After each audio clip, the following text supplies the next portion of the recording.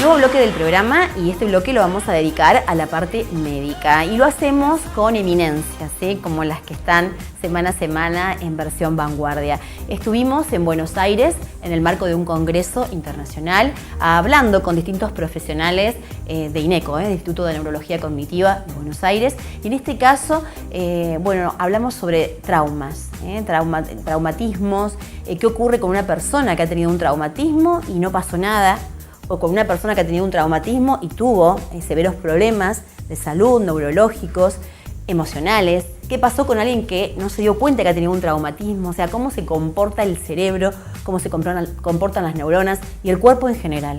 La mente domina muchos de nuestros actos, y conocer qué ha pasado en nuestro cerebro es importante para también poder conocernos nosotros mismos.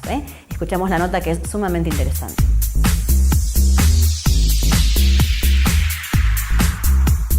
Traumatismo de cráneo es una lesión que ocurre en el cerebro, que puede ser por un golpe externo que produzca la rotura del cráneo, o bien lo que a veces ocurre cuando un auto frena bruscamente y se produce la aceleración y la desaceleración.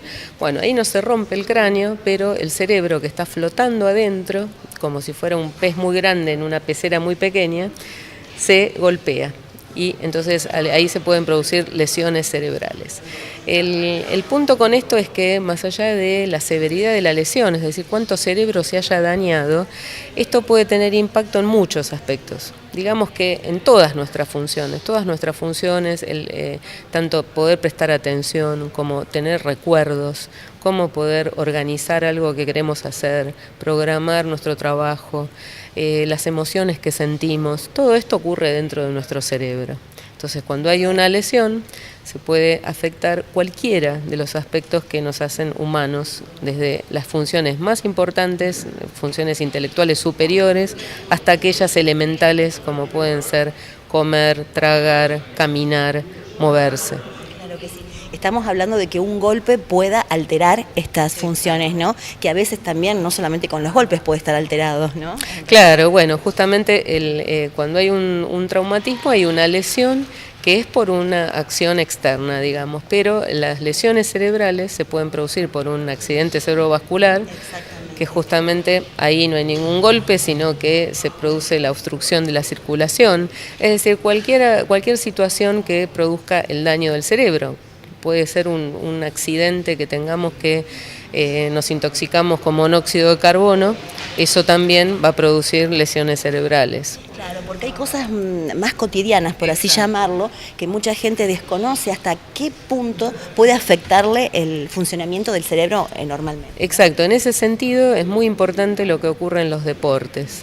Muchas veces golpes en los deportes que parecen que no son importantes, por ahí la persona se sintió un poco mareada en el momento del golpe, pero siguió como si nada hubiera pasado, o perdió un minuto la conciencia y después siguió, y no le da mayor importancia a un golpe de ese tipo, o golpes repetidos, aquellos deportes donde hay contacto físico, como puede ser el rugby, por supuesto el boxeo, el mismo fútbol con el cabeceo, hay muchos golpes que se dan los futbolistas cabeceando, absolutamente en forma involuntaria, sin ninguna intención de nada, simplemente es un accidente del deporte. Bueno, esto en forma repetitiva puede también producir lesiones cerebrales que van produciendo pequeñas pérdidas de memoria, o de la capacidad de organización, o de poder prestar atención, o alguna repercusión anímica a lo largo del tiempo. Claro, porque uno, doctora, está perfecto lo que usted dice, trata por lo general con mayor atención cuando se ha tenido un traumatismo grave, de pronto con pérdida de conocimiento, que bueno, por eso queremos saber un poco mitos y realidades, ¿no? Cuando ocurre esto, ¿por qué al paciente se lo inmoviliza? ¿Por qué ante un golpe pequeño dicen no tiene que dormir? O sea, queremos saber... Bueno, justamente eso es muy importante, esto y muy conocido popularmente, ¿no? Cuando alguien tuvo un golpe en la cabeza y por ahí no perdió el conocimiento, pero fue un golpe importante y se hace hincapié en esto. En realidad lo que se pretende es poder seguir teniendo idea de cuál es la conciencia de la persona, si se está perdiendo la conciencia, si está perdiendo la orientación. Si la persona duerme, no se puede evaluar, y además puede ser que esté durmiendo mucho por la misma lesión, o que esté produciéndose una hemorragia muy de a poquito, como son los hematomas que ocurren dentro del cerebro después de un golpe, que por ahí se van desarrollando a lo largo de los primeros días, y todo esto puede pasar desapercibido.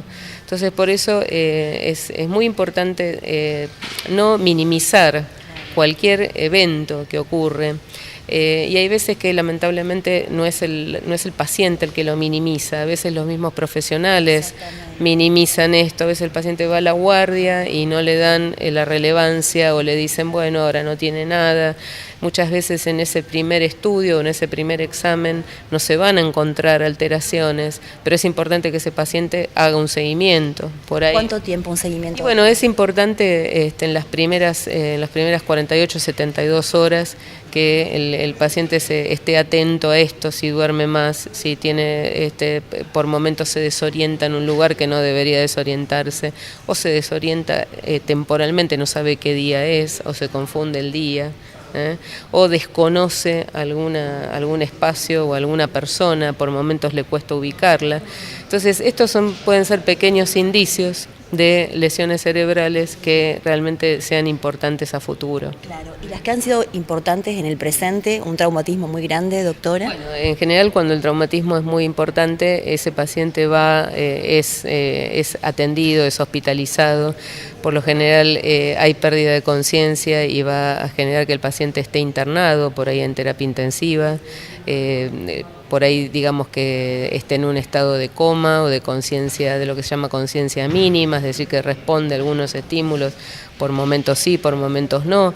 Hay veces que ese paciente debe ser sometido a un coma farmacológico para poder controlar la excitación y las dificultades que se generan. Lo que es muy importante de todo eso es que aun cuando se vea como algo muy grave y que un paciente merezca una internación en terapia intensiva, todas esas lesiones tienen posibilidad de recuperación. Esto es el mensaje que por ahí interesa transmitir. No existe más esto de el pronóstico nefasto dado en el momento del accidente, porque lo cierto es que la capacidad del cerebro de recuperación no tiene límites, o por lo menos no los conocemos. Entonces, lo importante es que esa persona vaya en busca de recuperación, de rehabilitación, una vez que supere esa etapa aguda. Eso es interesante. Y para cerrar un poco la nota, y en base a muchas consultas que nos han llegado, doctora, cuando se tiene un traumatismo que se pierde el conocimiento, pero luego todo está perfectamente bien, ¿ese paciente tiene que tener algún cuidado? Y ese paciente debe observarse. Es recomendable que al tiempo que esté atento el paciente y el entorno a los cambios. Uno de los problemas que puede ocurrir es que la persona no tiene conciencia de las dificultades y los demás se dan cuenta, lo ven distinto, lo ven con menos ganas, lo ven más lábil, más sensible o menos interesado o apático. Eso es para tener en cuenta. Exacto. ¿Y por qué, doctora, por lo general, después de un traumatismo importante, este paciente no se acuerda de lo que pasó en el momento? Bueno, eso tiene que ver justamente con que se afectan zonas cerebrales que tienen que ver con la memoria, justamente con cómo uno va generando los recuerdos. Hay algunas áreas del cerebro que son críticas, que son centrales para que se generen recuerdos. Entonces muchas veces, ¿no? Claro, exacto. Entonces muchas veces esas zonas cerebrales están afectadas y la persona pierde el recuerdo, no solo desde el momento del accidente, sino retrospectivamente. Y eso a veces puede llevar días, meses, hasta se puede perder la memoria de años hacia atrás. Y eso, bueno, es todo un trabajo que después se trabaja en la rehabilitación para recuperar esos baches, esa pérdida de memoria que ocasionó el traumatismo. Si es que la persona lo quiere recuperar. Sí, es cierto. Hay episodios que a veces es preferible olvidar. Es verdad, es muy cierto. Bueno, doctora, ha sido un placer. Muchísimas gracias, un gusto. Gracias a ustedes.